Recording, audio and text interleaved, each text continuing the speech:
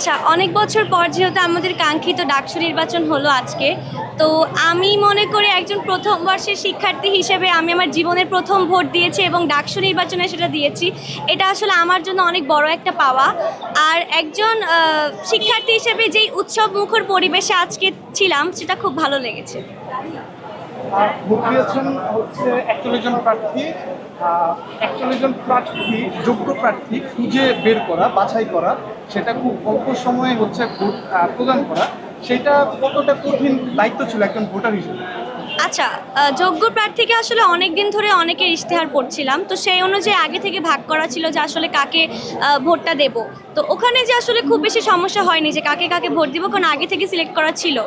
আর আমি আসলে এমন কাউকেই ভোট দিয়েছি যারা হচ্ছে কোনো দল বা প্যানেল বা স্বতন্ত্র যেই হোক না কেন, আমি এমন কাউকে ভোট দিয়েছি যারা আসলে সত্যি শিক্ষার্থীদের জন্য কাজ করবে বা শিক্ষার্থীদেরকে নিয়ে ভাবতে চায়, তো তাদেরকেই ভোট দিয়েছি।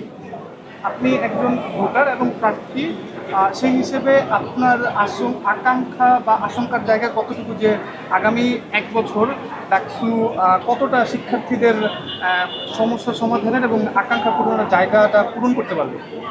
আচ্ছা, আমি মনে করি যে আমি যেহেতু সদস্য পদে প্রার্থিতা করেছি, আমার একটা ইচ্ছে আছে যে শিক্ষার্থীদের জন্য কাজ করার।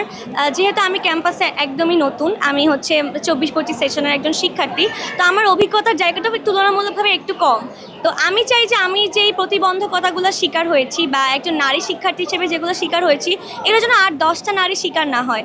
এই কারণে আমার মূলত ডাকসুতে দাঁড়ানো। এবং আমি যখন সিদ্ধান্ত নিলাম যে আমি আসলে ডাকসু নির্বাচন করব, আমি আসলে অনেকের থেকে এত বেশি ভালোবাসা এবং সাপোর্ট পেয়েছি, তাদের অ্যাপ্রিসিয়েশন এত বেশি পেয়েছি যে আমার মনে হয়েছে যে না, আমি এখানে দাঁড়ানো উচিত, অন্য শিক্ষার্থীদের হয়ে কথা বলাটা আমার উচিত। ভোট শেষ হয়েছে, সারাদিনের ভোট গ্রহণ কতটা নির্বিঘ্ন ছিল এবং প্রশাসন কতটা সফল ছিল এবং লেভেল প্লেইং ফিল্ড কতটা বজায় ছিল? আমার কাছে আসলে নিরাপত্তা বলেন বা সব দিক থেকে বিবেচনা করে আমার কাছে মনে হচ্ছে সবই মোটামুটি ঠিকই ছিল।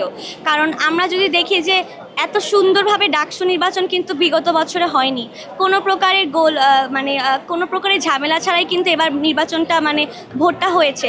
তো সব কিছু মিলে ঠিকঠাক ছিল এবং প্রশাসন, আমি মনে করি যে প্রশাসনের দায়িত্ব সঠিকভাবে পালন করেছে।